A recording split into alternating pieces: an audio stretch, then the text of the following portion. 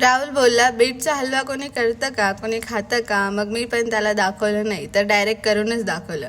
Bit वगैरे किसून घेतला आणि मस्तपैकी बीट बघा तुम्ही माझं किती छान आहे. तुम्ही पण खातात का. तूप मस्त गरम करून घेतलं आणि तुपामध्ये मस्तपैकी मी बीट टाकलं आणि हा हलवा एक नंबर झाला होता. पुढे तुम्हाला जो बोलला आहे ना त्याचंच रिॲक्शन दाखवते. मस्त गरम गरम तुपामध्ये बीट टाकलं आणि हे 2 बीट होते, खूप मोठे झाले 2च बीटचं.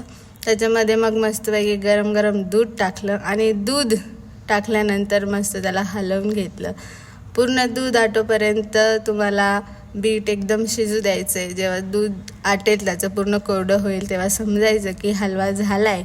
मग शिजत आहे तोपर्यंत मस्तपैकी मी बदाम आणि काजू चॉप करून घेते. काजू बदाम टाकून तर एकच नंबर टेस्ट लागली होती. थोडंसं शिजला मग त्याच्यामध्ये काजू बदाम टाकले आणि उभं राहिलं मी पण थोडेसे काजू खाल्ले. काय करणार, टाईमपास करावा लागतो.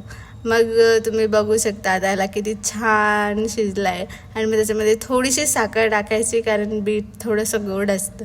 मग त्याच्यामध्ये थोडीशी साखर टाकली आणि माझा हलवा रेडी झाला. मग काय पटकन राहुलला खायला दिला आणि त्याचे रिॲक्शन बघा.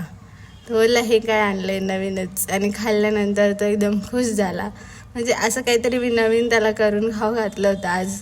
नवरा माझा एकदम खुश झाला आणि मला पण छान वाटलं माझ्या हातचा हलवा खाऊन.